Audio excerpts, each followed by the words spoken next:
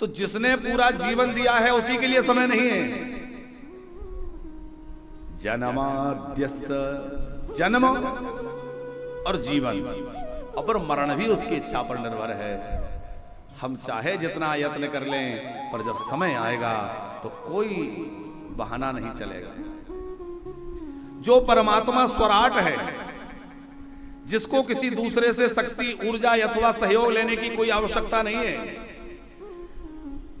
जिसके संकल्प मात्र से सृष्टि का सृजन हो जाता है, जिसके थोड़ा सा गंभीर होने से पालन हो जाता है और जिसकी भ्रुकुटी टेढ़ी होने से संहार हो जाता है, उस परमात्मा का हम ध्यान करते हैं।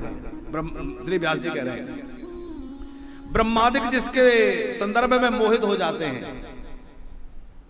बड़े बड़े विद्वान मोहित हो जाते हैं।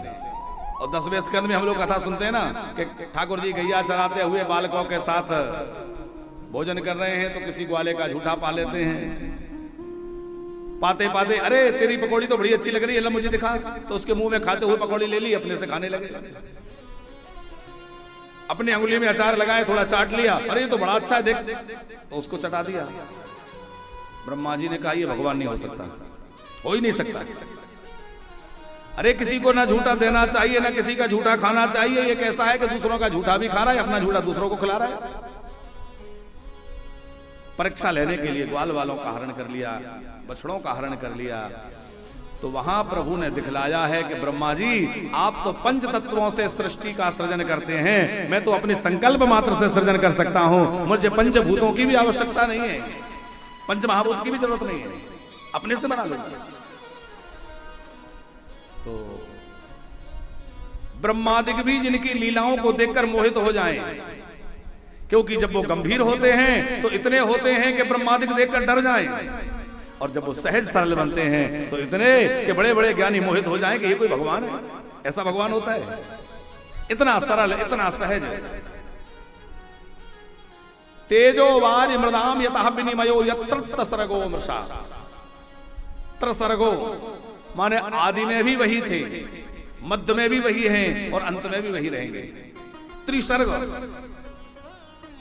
लेकिन संसार मृषा होते हुए भी सत्य प्रतीत हो रहा है, और परमात्मा सत्य स्वरूप होते हुए भी लगता है पता नहीं है कि नहीं। इसका कारण है माया। माया के कारण जो सत्य है उसमें संदेह होता है, और जो असत्य है वो सत्य लगता है। ये दुनिया सत्य नहीं है, सब जानते हैं। ये बात हम नहीं कह रहे, सब जानते हैं, ऐसा कोई नहीं, सब जानते हैं कि दुनिया असत्य है, पर अनुभव में नहीं आती। हमें लगता है सब तो सच्चा है, ये मेरा भाई है, ये मेरी पत्नी है, ये मेरा बेटा है, सब अपने तो हैं, तो सब सच लगता है कि नहीं? झूठा नहीं लगता। क्यों सच लगता है? तो सच लगने के पीछे कारण है। जैसे कोई बड़ा आदमी नकली हार पहन ले, अग्रवाल साहब कोई बहुत बड़ा श्रीमंत हो और उसने नकली हार पहन लिया, तो उसको देख के कोई कहेगा नकली होगा? सब यही सोचेंगे इतने बड़े आदमी पहन रहे हैं, असली होगा, नकली क्यों पहनेंगे?